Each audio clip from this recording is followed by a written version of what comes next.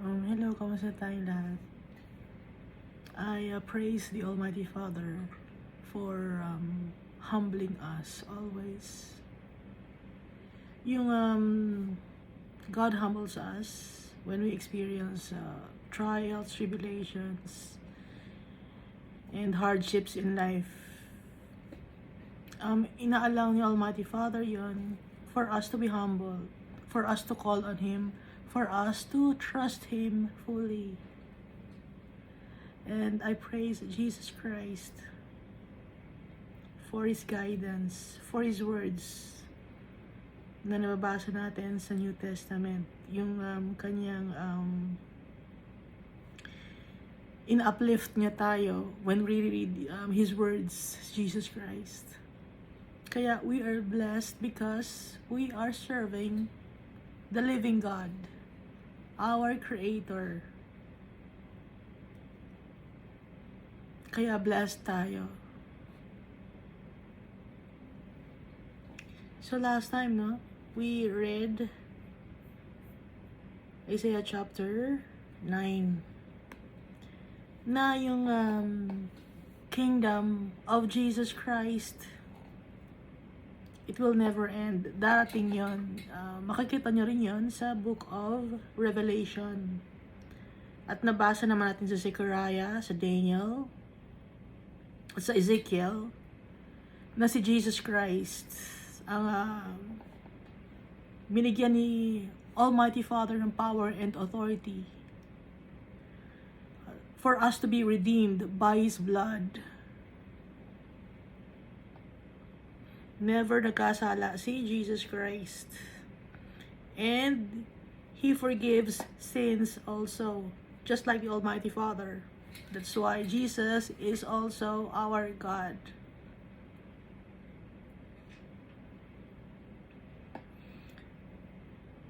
So yung kingdom ni Jesus Christ dito, it will be increased, dadami, it will be abundant. At pati na rin yung mga Gentiles, tayong mga Gentiles, kasama na tayong masisave. Before, we were not favored, hindi tayo yung favorite ni Almighty Father. Kasi nga, pero mahal na tayo. Iniintay lang yung pagdating ni Jesus Christ, inaalagaan yung line from Abraham, Isaac, Jacob, Judah, down to up to Jesus. And then, nung ipako na si Jesus and He resurrected after 3 days, binigyan niya ng vision si Peter at si Paul to share the gospel to the Gentiles.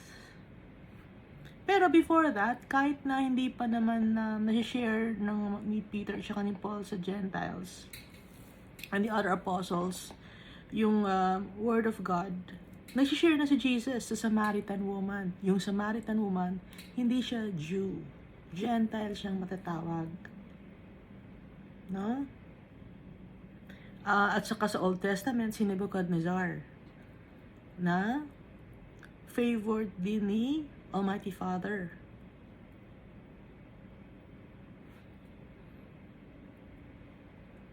Kaya lang nasusulat dito sa Bible kasi nga inaantay yung pagdating ni Jesus Christ, yung prophecy. Kaya ang nasa Bible, puro mga Jew. Okay?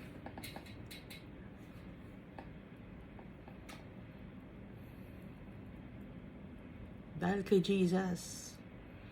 Dahil yung grand master plan ni Almighty Father, si Jesus ang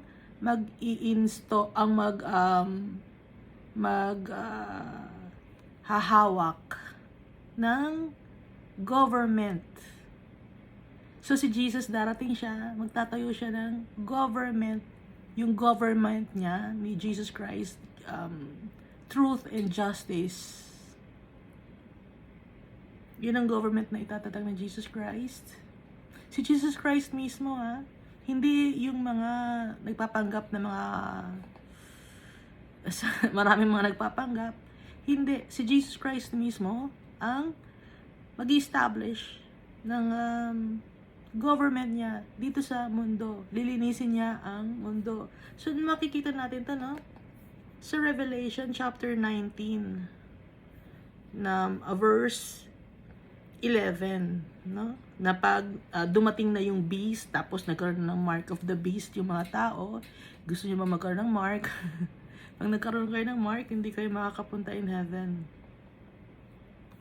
Kahit sabihin niyo pang Christian kayo, tinanggap niyo si Jesus, you walk in the ways of Jesus, by the book ang paglalakad niyo. Kung may mark of the beast kayo, hindi kayo masasave. Eternal damnation. Because yung mark mismo, ibig sabihin, you don't trust Jesus. Yun mismo yung mark na yung nagpalagay ka Alam, kung Christian ka, alam mo na nasa Bible yon, okay? Kung Christian ka, if you read the Bible, alam mo yon. And, nasa ito, Thessalonians, diba?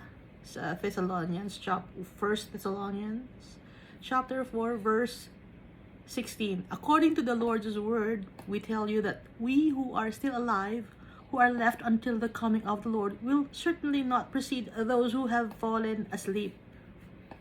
Hindi tayo mangunguna kung buhay pa tayo sa mundo, pagdating ni Jesus Christ, hindi tayo mauuna sa mga nauna nang nakatulog, or kasi hindi naman sila talaga namatay, kundi they're already in heaven. So mauuna yung mga nasa heaven na, no? And then verse 16, for the Lord Himself will come down from heaven. Si Jesus Christ mismo ang bababa. Hindi pa bumababa si Jesus Christ, hindi pa nagbibigay ng gospel si Almighty Father. Kahit si Jesus Christ, He doesn't know the time on when He will be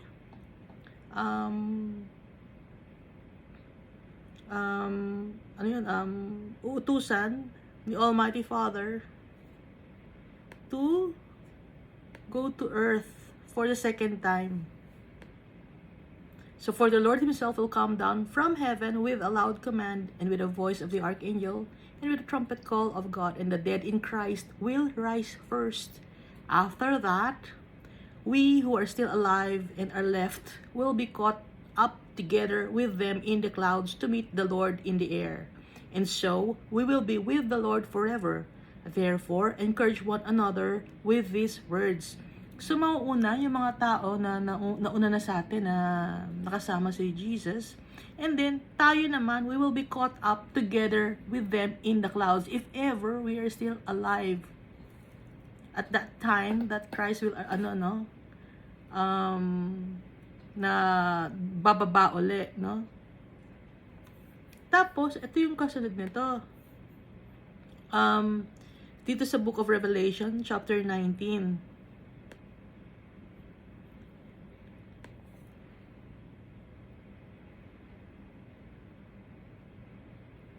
So, nababasa naman natin dito sa Revelation chapter 19, di ba?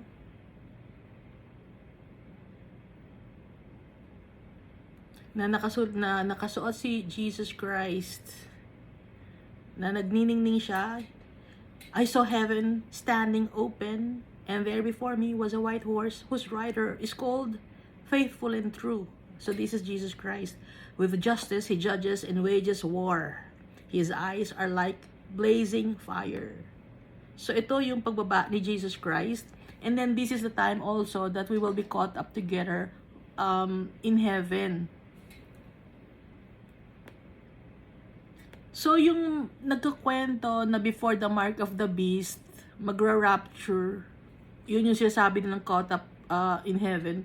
Hindi yon before the mark of the beast. Hindi yon.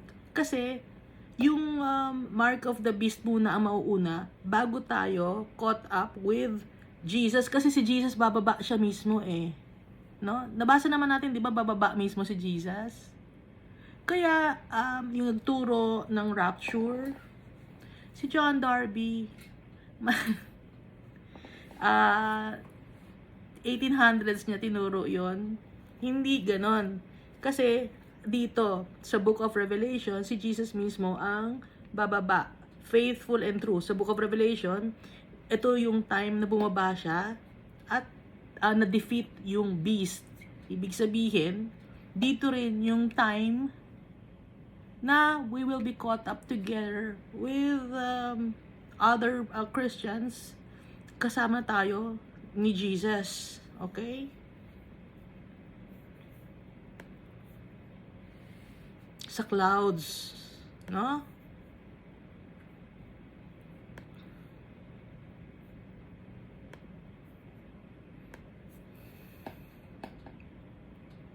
Kasi yung iba ang kinukwento or itinuturo ay before the mark of the beast.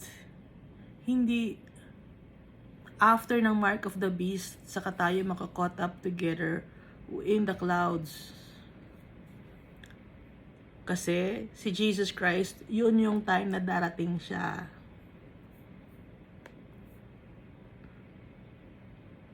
Kaya nga, for the Lord Himself will come down from heaven. Hindi nabasa to ni John Darby.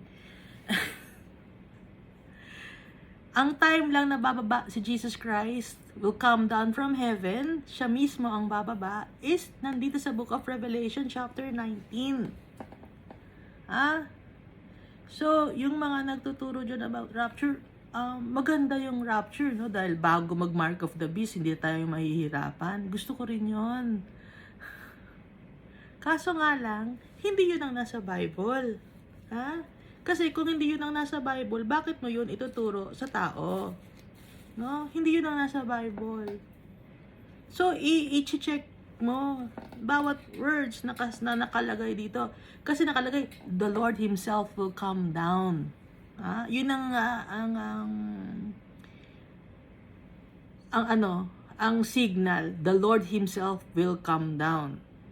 So, sa Book of Revelation, saan bababa si Jesus Christ? Dito sa Revelation chapter 19, na nakasulat sa kanya, faithful and true. At dito rin yung mga mark of the beast na tapos na malagyan ng marka ng beast ang mga tao. Gusto ko rin sana yung rapture na bago dumating si Jesus. Hindi Kasi nga, the Lord Himself will come down.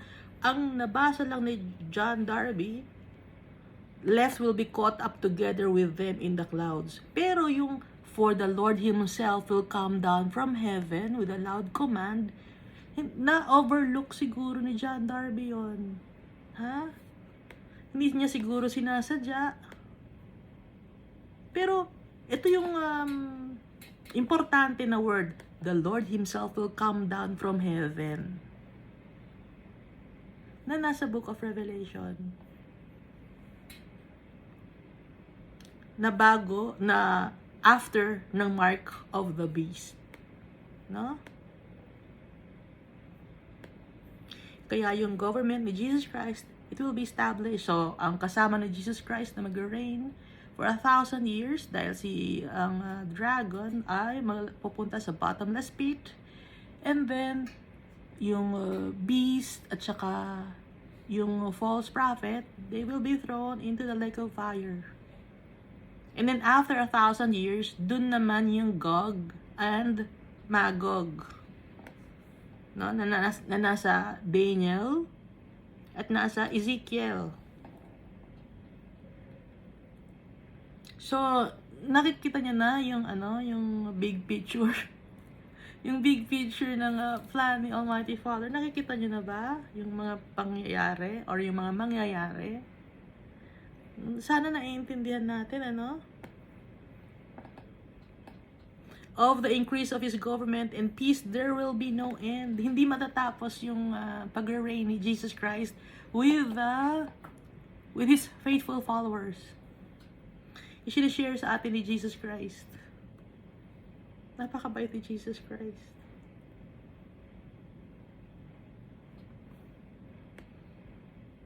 Hindi nagkamali si Almighty Father. Ang galing ni Almighty Father.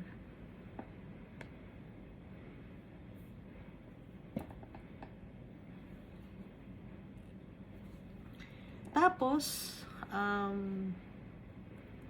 yung mga tao naman na patuloy na arrogante, mayayabang,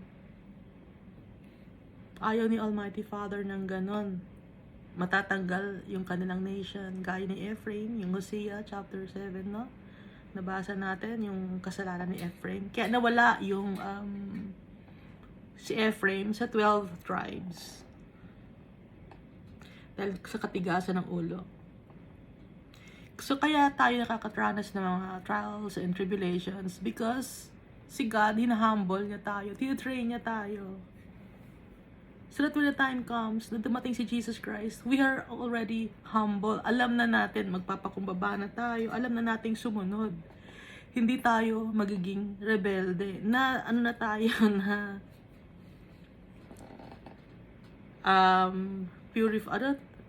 refined by silver, tested by gold na tayo. So yun yung meaning ng trials and tribulations na nararanasan natin ngayon as followers of Christ. Yun yung tested by silver and refined by silver, tested by gold. Mahirap yung pinagdadaanan natin kasi dadaan tayo sa silver, dadaan tayo sa gold. No? So alam niyo yung process ng pagkukuha ng gold, di ba? Maraming process yun.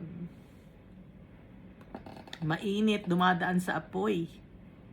Dumadaan sa mga may init na chemicals, yung may mercury doon. Kung marunong kayong gumawa ng gold, no? Nakakita na ako kung paano gawin ng napapurify ang gold. Napakainit, kahit malayo ka, no? Ang layo ko kaya, ang init. Kasi yung may silver siya, tapos may gold, tapos nahahalo sa gold yung silver, tapos pinapaapuyan, tapos nilalagyan ng chemical. Kahit malayo ka, maaamoy mo, yung mainit.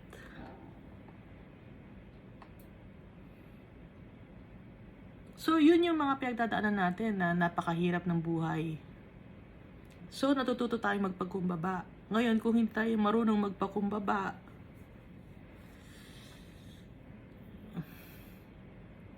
si Almighty Father ang magtuturo sa atin.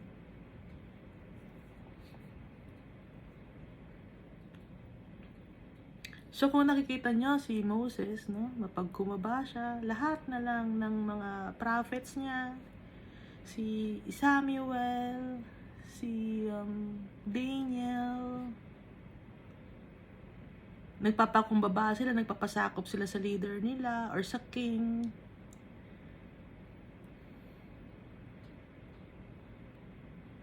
Hindi nag-aabuso, hindi nagyayabang. Dahil kung meron man tayong ipagyayabang, yun ay si Jesus Christ, tsaka si Almighty Father. Yun ang ipagyayabang natin. Yun ang ipagmamalakasan natin sa buong mundo.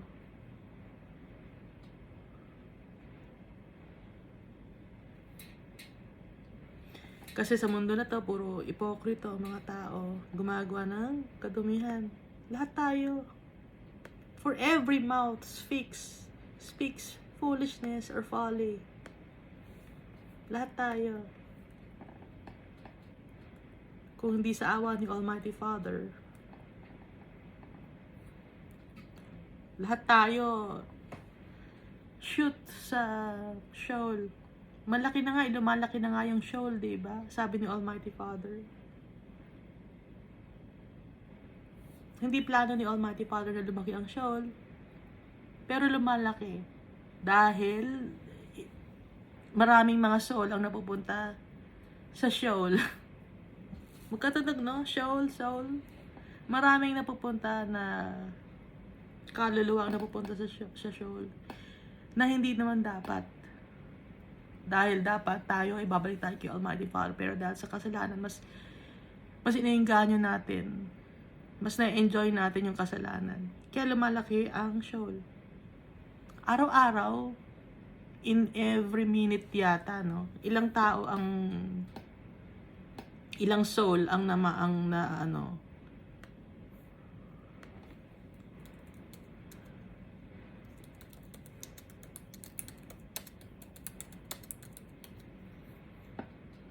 $106 every minute Magbibilang tayo ng 1 to 60 ngayon.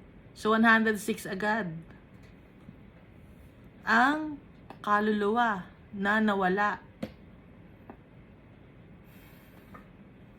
So, magtataka ka ngayon or mag-wonder ka, saan kaya mapapunta yung kaluluwa na 106 na yun? In every minute kasi 106 eh. Nakakalungkot, no? Kaya lumalaki yung soul. Pero dito sa atin, di ba, pag may nakikita tayo ng mga tao na nag-fade away na, fade away, alam niyo, fade away. Yan yung word na nag-give up na yung katawan nila. Ayaw niya ng word na na diretso. Gusto niya nag-give up na yung katawan. Lahat na lang, no, nasa langit na siya, gano'n, sasabihin natin, nasa langit na siya, huwag kang mag-alala. Hindi naman natin alam kung totoong nasa langit na, hindi naman natin alam kung ano bang nakapaghingi ba siya ng tawad. Ano kayang ginawa niya? No, lahat tayo nag-iisip na nakapaghingi kaya siya ng tawad kay Almighty Father before he gave up his soul, or anong kaya nangyari sa kanya? Ganun ako nag-iisip, no? Kayo ba, nag-iisip ba kayo? Naiisip niyo ba yun? Kasi ako naiisip ko yun eh. Ano na kaya nangyari? Kailangan kasi nalulungkot din ako. Nalulungkot din ako. Kasi yung tatay natin nalulungkot din. Pag may mga kaluluwa na napupunta sa impyerno, nalulungkot si Almighty Father. Hindi siya natutuwa. Pero hindi niya matatanggap kasi yung kaluluwa na madumi.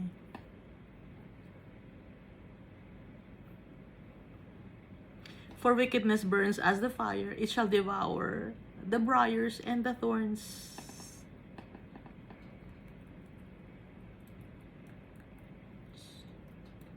Lahat-lahat tayo nag-aaway-away, nag-aagawan. It's a dog-eat-dog world. Alam niyo yun, na kapwa mo, kinakain mo, yung swapangan, ganon. Sariling kadugo mo, kaaway mo, anak mo, magulang mo, kapatid mo.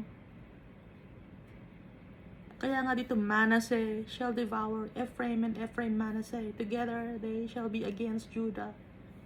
Mga magkakapatid. For all this, his anger is not turned away, but his hand is stretched out still. Galit si Almighty Father. Hindi tayo nagbibigayan. Ina-allow natin na i-control tayo ng mga evil spirits, evil beings. Hindi tayo nagbibigayan, swapang.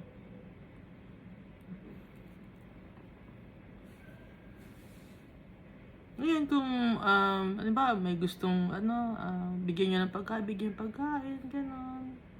Pagbigyan.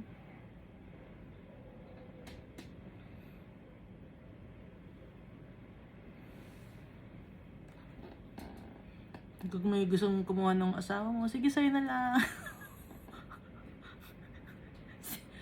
Sige, Diyos ko, sa'yo na lang,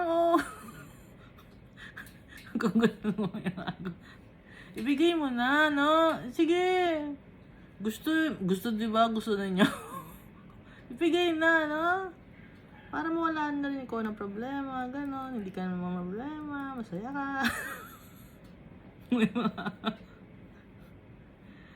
Gano'n lang yun. Para sila naman ang problema. Tapos ikaw masaya ka, kasama mo si Jesus. Magpipray ka. Di ba ganun ang Huwag magagawan. Bigayan. Ibigay mo na. Sige, ibigay mo na. Binibigay ko na. Okay? So, dito na tayo sa... Ay, nako, 24 minutes agad. Dito na tayo sa Isaiah chapter 10. Woe to those who decree unrighteous decrees, Ayan na tayo. Woe to those who decree unrighteous decrees. Kaawa-awa yung nagpapatupad ng mga batas, na mga hindi tamang batas or decree or kautusan. Ano ngayon? Sa ngayon ba, meron bang mga kautusan na hindi tama sa paningin ni Almighty Father? Madami. Same-sex marriage. Decree unrighteous decrees. Example yon, same-sex marriage. Ano pa? Madami. Population control. Bakit hawak mo ba yung buhay ng tao na kailangan nag-population control tayo? Dumadami na, ano naman na ngayon sa'yo kung dumadami ang tao sa mundo? Ikaw ba ang magpapakain sa lahat ng tao? Hindi, pamagulang naman nila, tsaka si Almighty Father magpa-provide ng lahat. So bakit pinaproblema mo yung mundo? Siguro meron kang interesado na gusto mo na sakupin ang mundo ba? Gano'n? Ganon, ha? Hindi marami mag-aagawan. Ang laki ng lupain. Hindi ba kayo nalalakihan sa lupain? Australia lang, ang daming lupain. Ang lalawak ng lupain. Sa probinsya lang ang lalawak ng lupain. Ano ba yan? Gusto niya na pa ng papel. Sa ba yun? Sa Greece. Gusto pa, magbabayad pa yung mga tao sa Greece para lang may tumira sa lugar nila. Ang daming mga tao ngayon. Ang daming lupain na walang nakatira. Tapos ayaw nyo. Gusto nyo ng population control. Bakit? Ang daming lupa na walang nakatira. Swapang, ha? Woe to those who decree unrighteous decrees, who write misfortune which they have prescribed. O, nagprescribe pa ng mga decree na ito dapat ang gagawin natin. Ganito dapat. Lahat ng religion, pantay-pantay. Unrighteous, ang righteous yon kasi si Almighty Father, hindi mo siya pwede isama sa religion. Hindi religion si Almighty Father. Family siya, creator siya. Hindi mo siya pwede ipantay sa kahit anong religion. Ha? Ipantay mo doon sa sumasamba ng dragon, ng elepante, ng manok, ng cow, ng kung ano-anong mga images, ipapantay mo dun si Almighty Father. Anong klase kang tao? Wala kang respeto sa Creator. Si Almighty Father, irespeto natin siya. Siya ang gumawa sa atin. Hindi mo siya mailalagay sa isang bato, o sa isang plastic, o sa isang kahoy. Gagawan mo, bibigyan mo ng damit, pero yung kamay mo madumi, ikaw ang gumagawa, madumi yung kamay mo, madumi ang puso mo, tas gagawin mo yun, tapos sasabihin mo yun ang Diyos mo.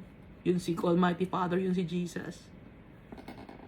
You're mocking God. Please don't do that. Stop it.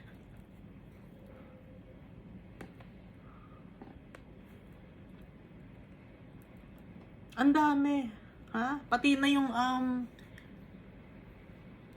aalagaan natin ang nature. O yung mga decree yun, alagaan natin ang nature. O yung mga tao, hindi mo inalagaan, pero yung nature, inalagaan mo. Hindi, yung mga aso, alagaan natin mga aso. O yung mga aso, minamahal nyo, pero yung mga tao, hindi nyo minamahal. Nagugutom yung tao, gusto kumain eh. O magagalit dyan. Paano? Anong aanuhin doon? Ha?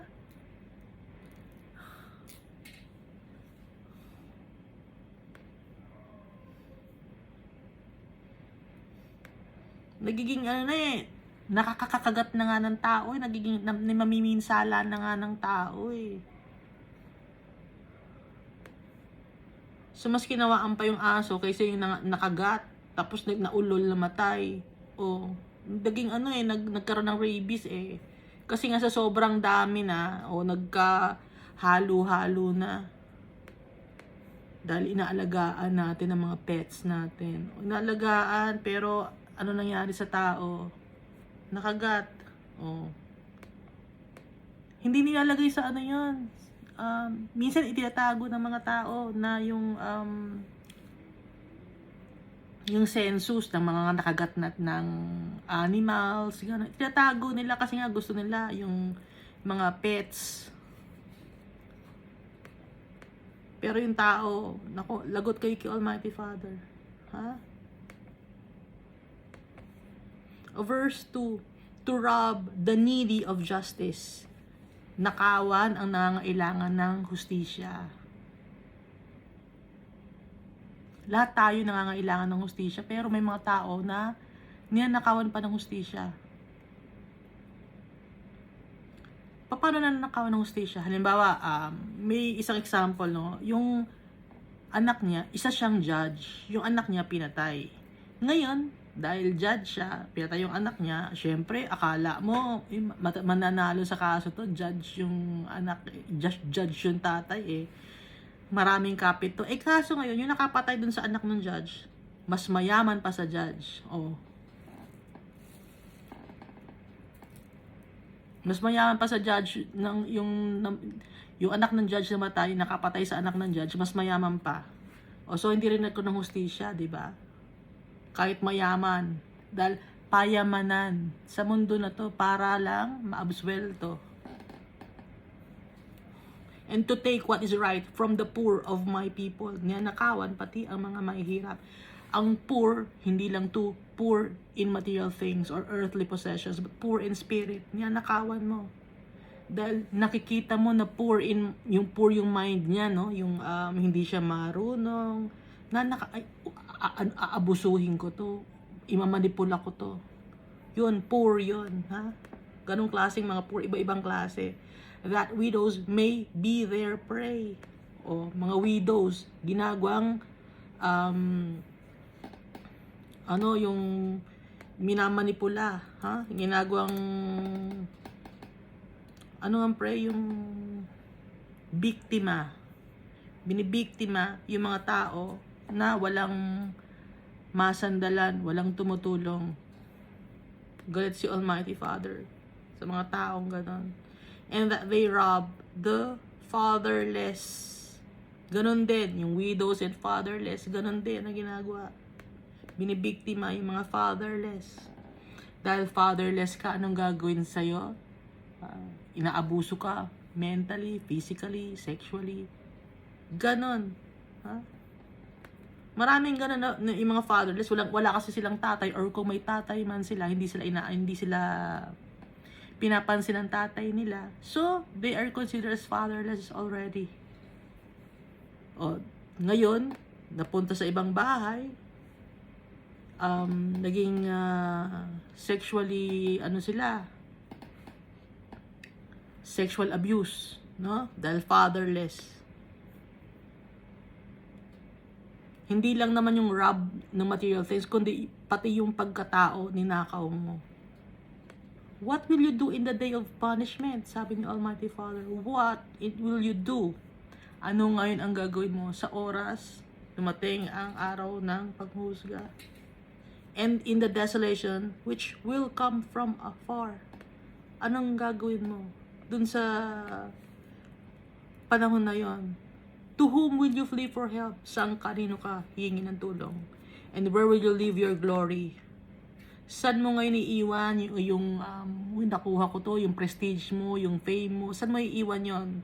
Yung distinction, yung honor, yung accolades, na sineselebrate ka ng mundo. Saan mo yun iiwan? Sabi ni Almighty Father, without me, they shall bow down among the prisoners. Pag wala ako, anong gagawin sa iyo?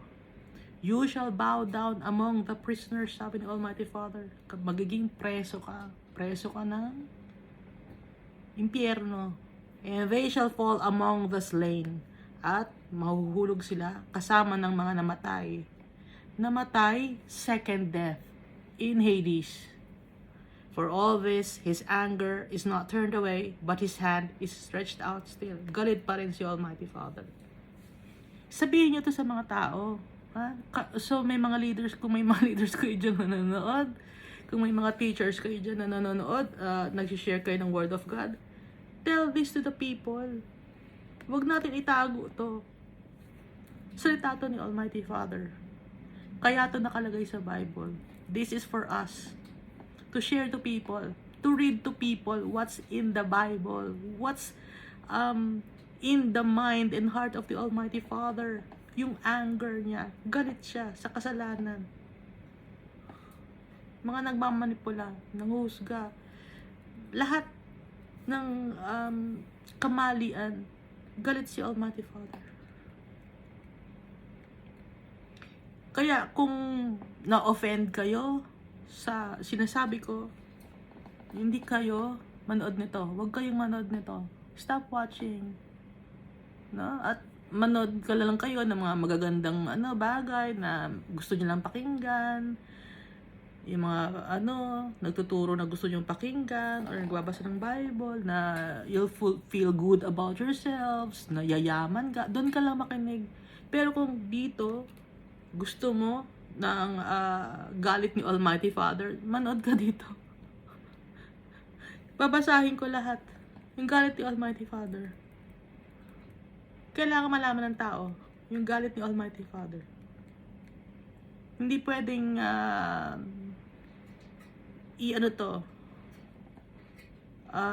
pigilan.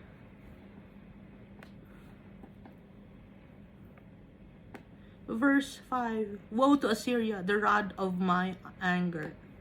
Ano yung Assyria? Woe to the stubborn people. Yung hindi na sumusunod sa command ni Almighty Father, mga stiff-necked people, prideful, and the staff in whose hand is my indignation. And the staff. Ano yung staff? At dun sa mga namumuno. Diba, yung mga shepherd, may staff yun. Dun sa mga leaders.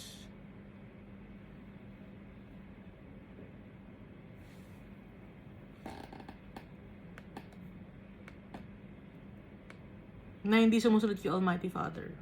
Na mga worthless shepherds. I will send him against an ungodly nation.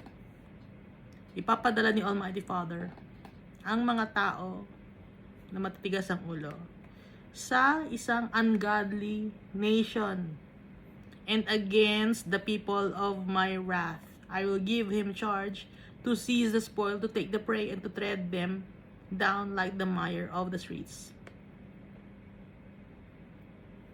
Ipapadala ko sila sa lugar na walang Diyos, na puro kasamaan.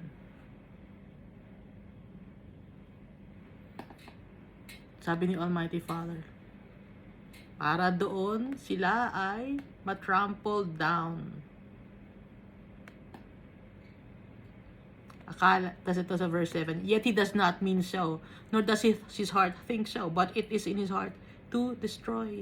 Hindi niya sinasadya at hindi alam ng kanyang puso, pero sa kanyang puso, gusto niyang makapag-destroy yung tao na yun. Kunyari, hindi niya sinasadya or hindi alam ng puso niya. Pero dahil nakasanayan na niya, it is in his heart to destroy yung mga tao na matitigas ang ulo. And cut off not a few nations. Ang yabang, di ba? Yung mga taong matitigas ang ulo, mga arrogante, haughty. For he says, are not my princes altogether kings? Di ba yung mga namumuno sa akin, mga mayayaman? Namumuno sa lugar ko, mga mayayaman? Is not Calno like Carchemish? Ano yung Calno? Hindi ba yung Calno? Yung Calno kasi, city of Nimrod. Si Nimrod ay asawa ni Semiramis, no?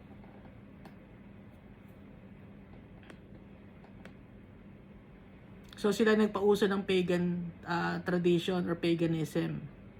Si Nimrod, mighty warrior kasi siya si Nimrod, tapos si Semiramis, namatay si Nimrod. Tapos natira si Semiramis. Si Semiramis kumain or ng blue lotus flower. Tapos nabuntis siya, hindi niya alam kung sino nakabuntis sa kanya kasi merong effect yung blue lotus na parang drug yun eh. Hindi niya alam kung sino nakabuntis sa kanya. Nagkaroon siya ng anak, si Tammuz. Ngayon, sabi niya si Nimrod daw, si Tammuz. May nagkaroon ng sapi si Semiramis na naging si Isis, na up to now sinasamba ninyo yung pangalan ni Semiramis na si Isis. Nag-iba na lang na siya ng name pero siya pa rin yun. Okay? So, is not Calno like Carchemish, yung city ni Nimrod, ay gaya ng ancient city na mayaman na isang malaking fortress. Is not Hamath like Arpad. Diba yung Hamath, walled city siya na gaya ng lugar kung saan ka mapupunta na maganda. Is not Samaria like Damascus. Yung Samaria, watchman, ibig sabihin ito, or watch mountain. Damascus means well-watered land. Is not Samaria a watchman or watch mountain like a well-watered land? Ang binabanggit niya rito, di ba magaganda yung mga lugar na pinuntahan ko? Yung Calno, parang Carchemish yan. Is not Hamath like Arpad? Is not Samaria like Damascus? Puro magagandang mga lugar, mga malalaking civilized places nung time to.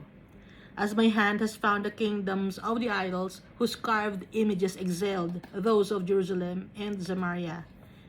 Yung kamay ko, nakita ko yung mga kingdom ng mga idols. Yung mga carved images nila, ang gaganda. Mas magaganda pa sa Jerusalem and Samaria. As I have done to Samaria and her idols, shall I not do also to Jerusalem and her idols? Kung ano man ang ginawa ko sa Samaria, pati na sa mga idols, ganon din ang gagawin ko sa Jerusalem at sa kanya mga idols. Sabi ng taong makasalanan, arrogante, haughty.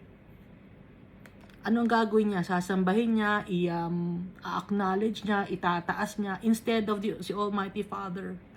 Mayabang siya. Hindi siya nagpapakumbaba.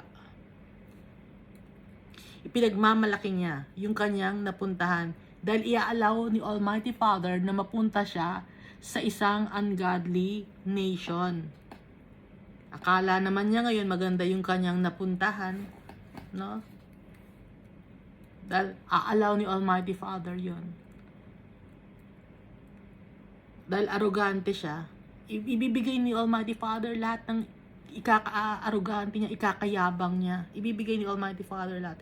Therefore it shall come to pass when the Lord has performed all his work on Mount Zion and on Jerusalem, that he will say, I will punish the fruit of the arrogant heart of the king of Assyria, and the glory of his haughty looks.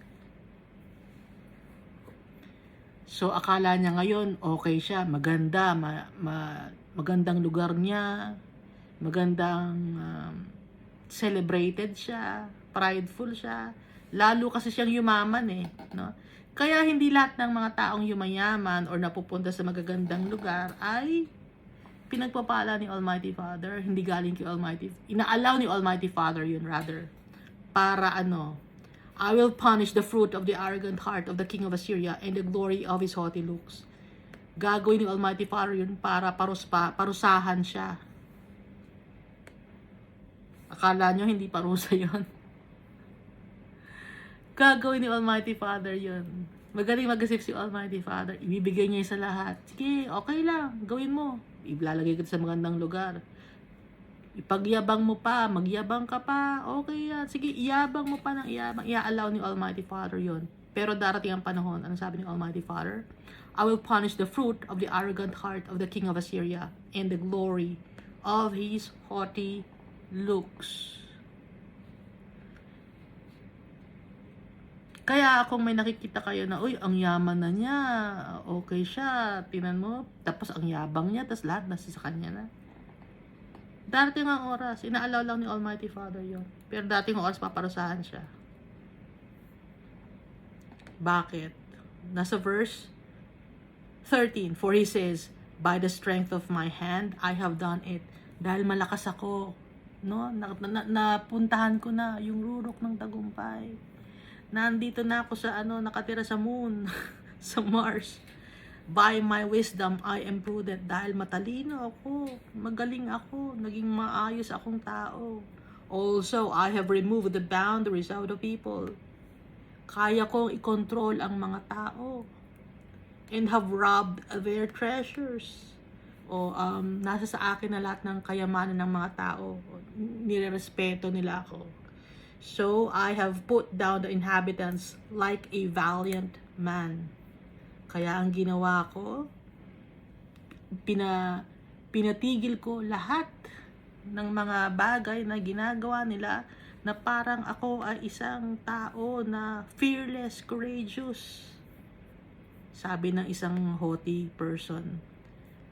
Naging hero ako sa kanila dahil ako ang nakapag-stop. Nakapag-stop sa mga taong gumawa ng mga kung ano-ano. Diba? Ang yabang, diba? So verse 14, my hand has found like a nest the riches of the people, and as one gathers eggs that are left, I have gathered all the earth, and there was no one who moved his wing. Lahat ginawa ko, walang kumalaban sa akin. Ang galing ko, diba? Yun ang sabi ng foolish man. Inaalaw ni Almighty Father to. Nor open his mouth with even a peep. Walang kumalaban sa akin. Sabi ng isang arrogante at foolish man. Shall the axe boast itself against him who chops with it? Or shall the saw exalt itself against him who saws with it? Ang isang, ano bang axe na Tagalog? Ang isa bang axe kaya niyang magyabang sa isa na kaya siyang hiwain?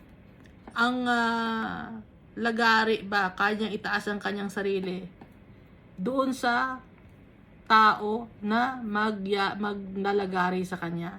And as if a rod could wield itself against those who lift it up, or as if a staff could lift up as if it were not wood. Sabi dito, mayabang. Therefore, the Lord of hosts, will send leanness among his fat ones. Ipapadala ni Almighty Father ang mga leanness among his fat ones. Ano yung fat ones? Unhealthy spiritually. Ipapadala ni Almighty Father ang mga healthy. Isasama niya sa mga unhealthy. And under his glory, he will kindle a burning like the burning of a fire. So the light of Israel will be for a fire, and his Holy One for a flame. It will burn and devour his thorns and his briars in one day. Ganun ang gagawin ng Almighty Father sa mga arrogante.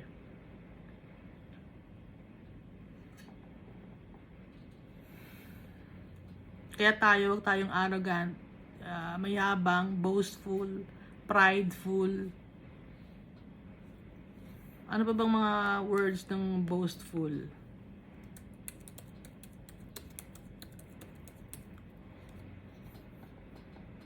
Nagyayabang, crowing, swaggering, braggart, overweening, overbearing, bumptious, puffed up, vaunting, blowhard, ostentatious, full of oneself.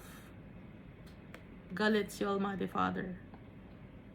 Cocky, conceited, proud, arrogant, vain, egotistical, swanky, big mouth, big-headed, swollen-headed, vain-glorious.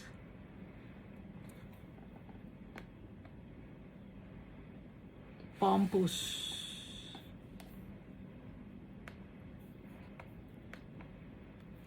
God will kindle a burning fire like the burning of a fire. So the light of Israel will be for a fire. Sino ang light of Israel? Si Jesus. Siya ay isang magiging apoy. And his Holy One for a flame. At si Jesus, siya ang susunog sa mga mayayabang. Siya ang humble sa mga mayayabang.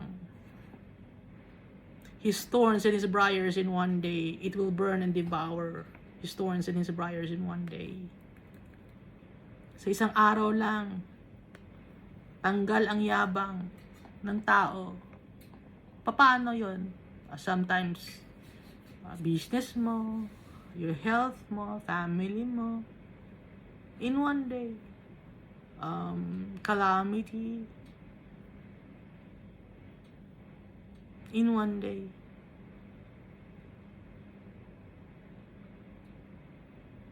And it will consume the glory of his forest and of his fruitful field, both soul and body. Kaluluwa pati ang katawan. Then they will be as when a sick man wastes away, or fades away, or wilt away.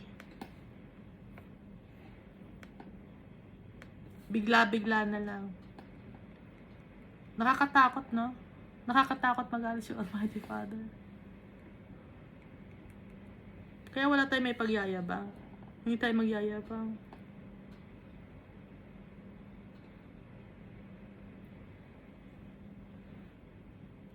Kung may nakakita kayo ng taong mayabang, manahimik na lang kayo, no? Pag may nagyayabang na mga tao, tahimik kayo. Kasi alam na natin yung kahihinat na niya. Nakakalungkot, ayaw natin mangyari sa mga tao. Pero sila na mismo ang nagde-decide. Ayoko rin mangyari yon. Kaya nga binabasahan ko kayo ng Bible. Para makita ninyo rin. Kasi God humbled me also.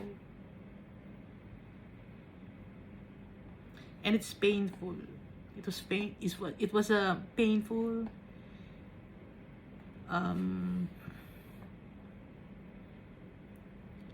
but I learned a lot, and it made me fully trust the Lord Almighty. It made me become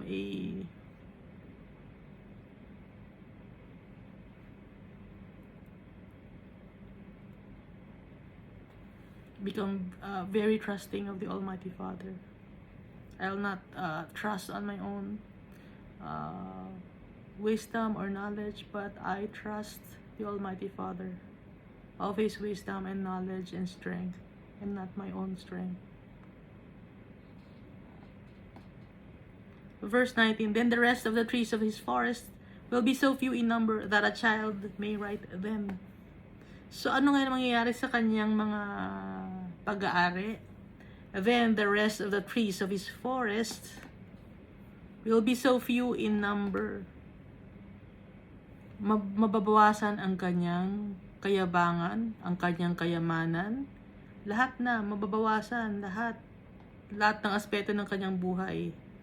That a child may write them, kahit na bata, kayang gawin yung sumulat. Kasi halimbawa, malawak ang kanyang pag-aari-arian, ano? Magiging konti na lang yon, na kahit na ang bata, mapupuno yung papel na yon, na yun lang ang kanyang pag-aari.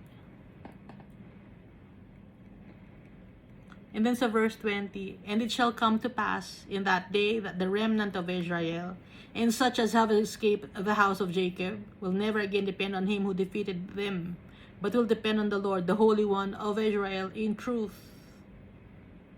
So darating ang panahon na yung matitira na remnant. Pag sinabing remnant, yung mga natitira na mga nagtitiwala kay Almighty Father, and such as have escaped the house of Jacob, nakatakas, mga remnant, will never again depend on him who defeated them, but will depend on the Lord, the Holy One of Israel, in truth. Nakatakas sa lugar ng kasalanan. Mga remnant. Hindi na magdedepende sa mga arrogant people or arrogant na leader, kundi magdedepend na kay Almighty Father and to Jesus Christ. The remnant will return, the remnant of Jacob, to the mighty God. Remnant. mga natitira.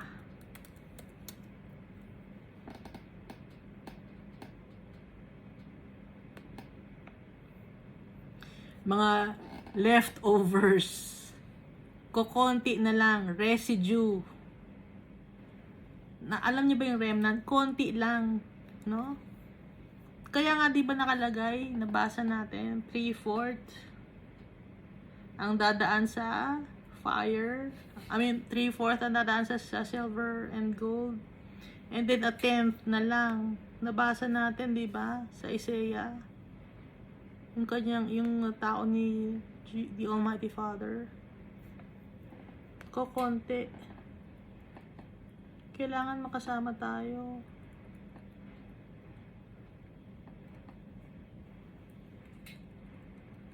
Kaya binabasahan ko rin kayo ng Bible.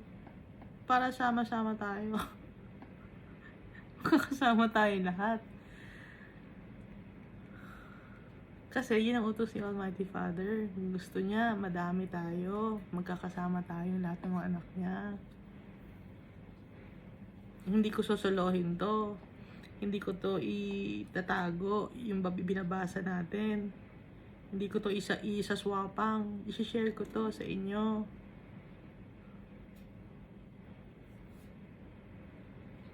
For though your people, O Israel, be as the sand of the sea, a remnant of them will return. Kahit na ang mga tao ay napakadami, sand of the sea. Hindi mabibilang mo ba 'yon? Hindi, 'di ba? Pero kokonti na lang ang babalik. Hindi lang ito yung Israel na sinasabi, na yung country ng Israel, na kaya yung mga tao na mga Christian ay nagbabalik na yung mga tao sa Israel, yung mga Israelites, mga Israeli nagbabalik na sa kanilang country. Hindi 'yon. Tayo ang Israel. Alam naman natin na ibig sabihin ng Israel, di ba? People who who struggled with God and prevailed. So tayo, we struggled with God, nag-struggle tayo sa mga trials and tribulations and prevailed. So tayo tong remnant, no? Na sana makasama tayo sa remnant. Ipag-pray natin. The destruction decreed shall overflow with righteousness. Yung decreed na destruction decreed, yung mga law na ginawa ng kasamaan, mawawala yon. Tatanggalin ni Almighty Father yon sa kanyang new government, sa government ni Jesus Christ, sa kaharian ni Jesus Christ, na pamumunuan ni Jesus Christ. Puro righteousness ang kay Jesus Christ. Puro justice ang kay Jesus Christ. For the Lord God of hosts will make a determined end in the midst of all the land. Tatapusin ni Almighty Father lahat ng kasamaan.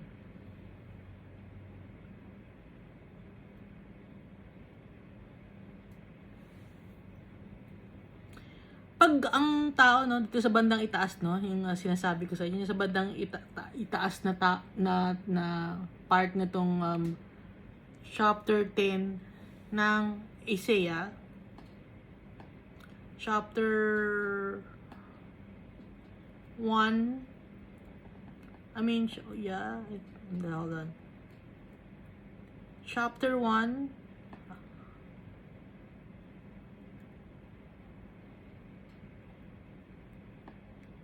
pag ang tao ay gumagawa ng kasamaan, sino naghahari sa puso niya? Ang demonyo, the evil one, ang devil. So, siya ang namumuno nito. Dito sa siya yung binabanggit dito sa early part ng chapter 10.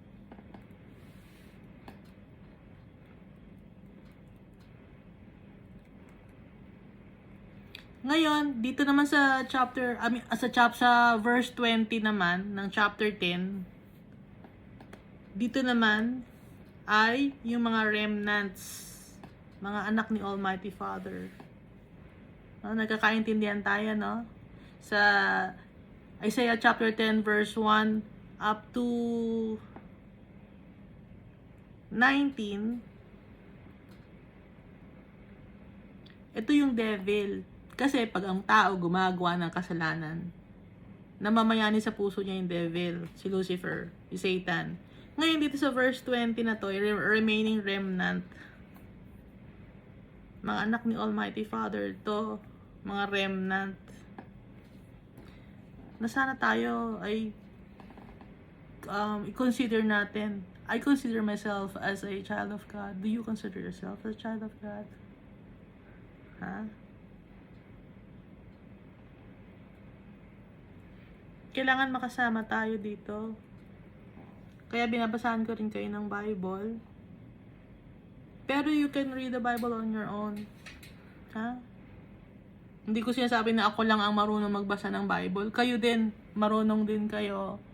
You pray to God, you ask for forgiveness, humble yourself before God, and tell God, Lord, I don't know how to read your words. Sabihin nyo kay God, para maintindihan natin, maintindihan nyo rin, gaya ng pagkakaintindi ko.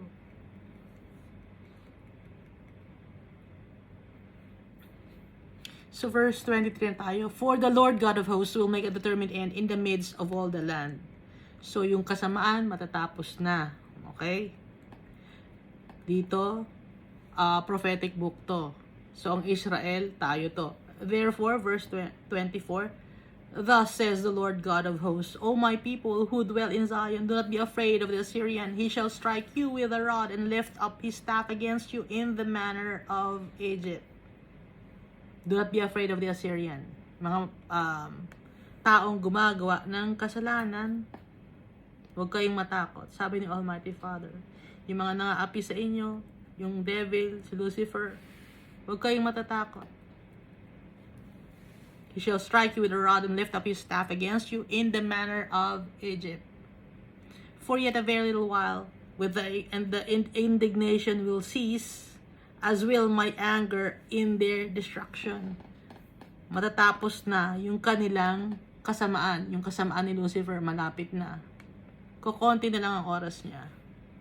As will my anger in their destruction. Pati na yun yung mga kanyang mga bataan, or yung kanyang mga fallen angels and the people who follow his ways, follow the ways of the devil.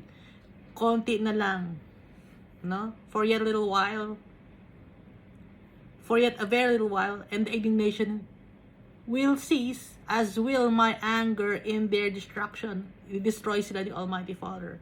And the Lord of hosts will stir up a scourge or suffering for him like the slaughter of Midian at the rock of Oreb, as his rod was on the sea, so he will lift it up in the manner of Egypt.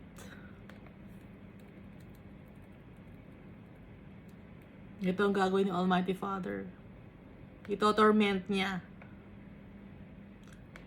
Papatayin niya, i-slaughter niya yung mga evil one, Lucifer and his hordes. So verse 27, it shall come to pass in that day that his burden will be taken away from your shoulder. Yung bigat na ibinigay sa atin ng kaaway natin. Alam na natin kung sino yung kaaway natin, di ba? Kung kay Almighty Father ka, isa lang naman ang kaaway natin, yung demonyo, kasi kay Almighty Father tayo. Yung burden na ibinigay niya sa atin, tatanggalin yon, and his yoke from your neck, and the yoke will be destroyed because of the anointing oil. Naintindihan ninyo? Darating ang oras na yung burden or yung pain, sufferings na ibinigay sa atin, or yung pagtatrato sa atin ng masama, matatanggal sa ating mga balikat. And his yoke from your neck, pati na yung sa leeg natin na nilagay na parang pang-control sa neck natin na hindi tayo makagalaw. And the yoke will be destroyed because of the anointing oil. I-destroy yun ni Almighty Father because of the anointing oil of the Almighty Father. He has come to Aiath fountain. He has passed Migron. At Michmash, he has attended to his equipment. Sino to? He has come to Aiath, the fountain. He has passed Migron, or slope downwards. At Michmash, he has attended to his equipment. Sa Michmash, concealed place. Doon niya inilagay yung kanyang mga equipment. Mga, abubot niya.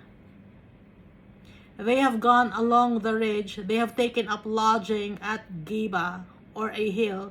Ramah is afraid. Yung mga feeling superior, tatakot. Or prideful, arrogant, takot sila. Yung Gibeah of Saul has fled. Yung pride na wala. Lift up your voice, O daughter of Galim. Ano ibig sabihin ng Galim? Fountain. Daughter of fountain. Sino yung fountain? Sino yung rushing waters? Si Almighty Father. Cease it to be heard as far as Laish. Cause it to be heard as far as Laish. Cause it to be heard as far as Laish. Hanggang sa den of the lions, sa strong and courageous places, madidinig yung boses. Lift up your voice, O daughter of the rivers of life, or fountain, or rolling waters. Cause it to be heard as far as the places of the courageous, O poor Anathoth. Yung o poor people na nakaranas ng poverty and tribulations. Madmenah has fled. Madmenah has fled. Do you know what Madmenah means? Madmenah is dunghill, or manure heap. Yung dumi ay tumakbo na, nakatakas na, umalis na, wala na. The inhabitants of Gebim seek refuge. The inhabitants of those, yung Gebim, yung napunta na sa ilalim, naghanap ng refuge. Nagtago na sa ilalim ng lupa dahil nga sa sobrang hirap ng buhay. Figuratively speaking, no? It's not literal. The inhabitants of Gebim seek refuge. Or the inhabitants of those who live in pits or ditches, they seek refuge, yung mga naghirap sa buhay. As yet, he will remain at Nob that day. Sino yung he will remain at Nob that day? Sa high place siya nagstay. He will shake his fist at the mount of the daughter of Zion. Magagalit siya ngayon.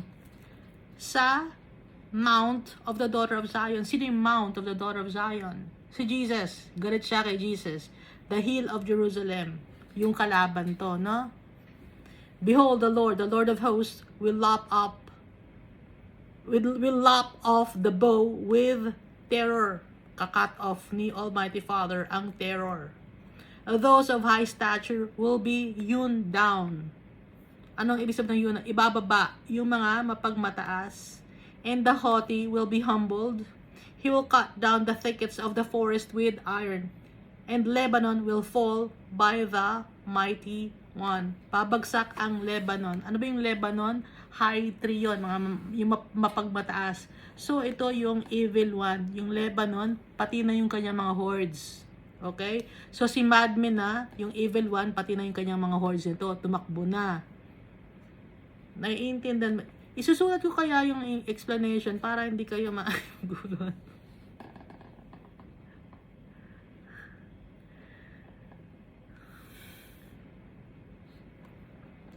Ulit natin verse 31. Madmenah has fled. Madmenah means baho, no? Dunghill, manure. Sino yung mabaho na to na kadumihan?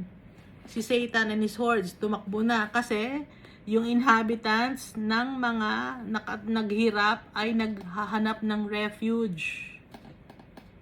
As yet, pero magre-remain pa rin yung kayabangan sa oras na yon. ng evil one or ni Lucifer. He will shake his fist at the mount of daughter of Zion. Kakalabanin pa rin niya si Jesus Christ at si Almighty Father. Yun yung mount of the daughter of Zion. The hill of Jerusalem. Behold, the Lord of hosts, will lop off the bow with terror. Ika-cut off or i-chop off ni Almighty Father yung mga takot sa tao. Pati na yung evil one, i-chop off ni Almighty Father. Itatalunin niya yon. Those of high stature will be hewn down. Yung mga mapagmataas, sila ay ibababa. And the haughty will be humbled. No? Ibababa din. Yung mga arrogante. Tsaka yung mga nasa prideful, high stature. He will cut down the thickets of the forest with iron. Ano yung thickets? Ipuputulin ni Almighty Father yung mga abundance ng mga mayayabang. Tatanggalin ni Almighty Father yon. At yung Lebanon, ang Lebanon ay cedar tree, no? Mataas yung cedar tree. Yon ay puputol. And Lebanon will fall by the mighty one. Puputulin yung Almighty Father yung mataas na puno na yon na abundant in leaves and branches na mapagmataas. So nakikita ninyo, no? Nakikita ba ninyo na yung mga mapagmataas ibababa ni Almighty Father yun. Kasi yung mga mapagmataas na yun, yun ay padala ng devil or ng evil one or ni Lucifer or ni Satan. O diretso ko na ang tawag. Dahil mas takot tayo kay Almighty Father. Yung iba ayaw banggitin yung pangalan na yon ni Satan, ni Lucifer. Mas takot tayo kay Almighty Father. Mas powerful si Almighty Father. Kaya kanino tayo didikit? Kay Almighty Father. Kanino tayo matatakot? Kay Almighty Father. Sino ang susundin natin? Si Almighty Father. Sino ang tunay nagmamahal sa atin? Si Almighty Father. Sino ang creator natin? Si Almighty Father. Sino ang ipinadala niya para ma-redeem tayo sa kasalanan natin at mapatawad tayo? Si Jesus Christ. Sino nagbigay ng kanyang buhay para sa atin, para ma-save tayo, para makasama tayo in heaven? Si Jesus Christ. Sino ang naging dahilan para naging maganda ang tingin sa atin ni Almighty Father, naging puting-puti tayo, na wala ang kasalanan natin? Si Jesus Christ. Si Jesus Christ. Sino ang kaisa-isang bridge natin to the Almighty Father, nagpakilala sa atin kay Almighty Father? Si Jesus Christ. So, sino ang pagtitiwalaan natin? Sino ang katatakutan natin? Sino ang irerespeto natin? Sino ang itataas natin yung pangalan? Sino ang i-worship natin? Sino ang i-praise natin? Sino ang i-exalt natin na pangalan? Jesus Christ. Sino yung kaibigan natin? Si Jesus Christ. Hindi tayo iiwan ng tatay natin. Never niya tayong iiwan. Tayo ang naiiwan. Dahil makasalanan tayo. Hindi tayo iniwan ni Jesus Christ. Binigyan niya tayo ng Holy Spirit. Pinadala niya sa atin. Ang Holy Spirit. Para bantayan tayo. Si Jesus Christ. Kaya ang itataas natin pangalan, si Almighty Father, Creator natin, at saka si Jesus Christ, and the Holy Spirit. Tulong-tulong sila para sa atin, para tayo makarating sa ating pinanggalingan. Saan ba tayo nanggaling? Nanggaling tayo sa tatay natin. We were created by God. We are created by our Father. Dapat yung soul natin mapunta sa tatay natin. Dahil konti lang na soul ang mapupunta sa tatay natin. Nakakalungkot, malulungkot ang tatay natin. Konti lang ang soul ang napupunta sa kanya.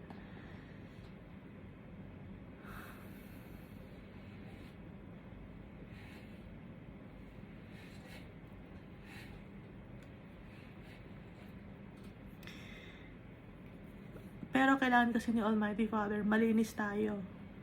Kahit gusto man niya na makasama yung ibang mga kapatid natin,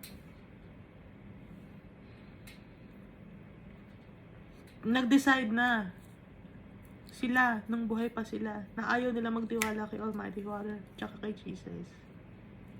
Walang magagawa si Almighty Father doon kasi nag-decide na yung mga kaibigan. Yung mga kaibigan natin, or kakilala, or mga tao, mga kapatid, nag-decide na sila. Tayo ngayon, meron tayong chance. Konti lang ang makakasama ni Almighty Father ng mga anak niya. Kailangan makasama tayo. Kaya, binabasahan ko kayo ng Bible. Because I'm doing this for my Father. Hindi dahil sa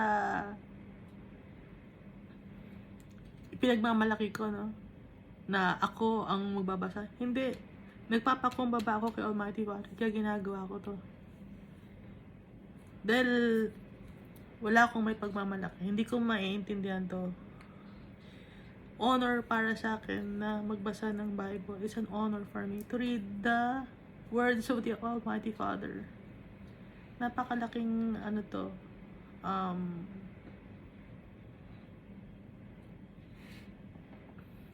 privilege na nakakapagbasa ako ng Bible na naiintindihan ko ang salita ni Almighty Father. Kaya tinataas ko ang pangalan niya.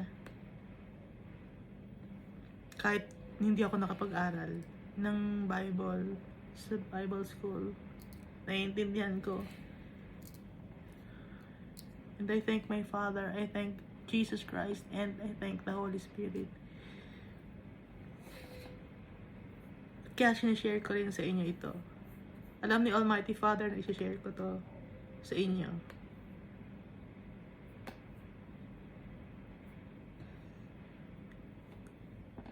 So, kahit anong ginagawa natin, we pray, no? Tahimik lang tayo.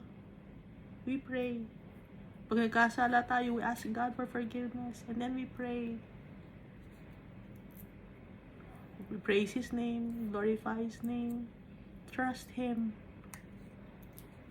Konti lang.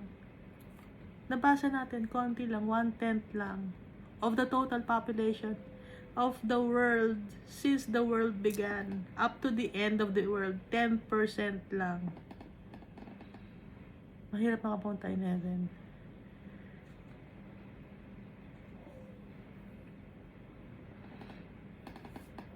So kaya binabasahan ko kayo ng Bible kasi mahal kayo ni Almighty Father. Kahit hindi ko man kayo mahal, mahal kayo ni Almighty Father. And I love my Father. And I love Jesus. Because He first loved me.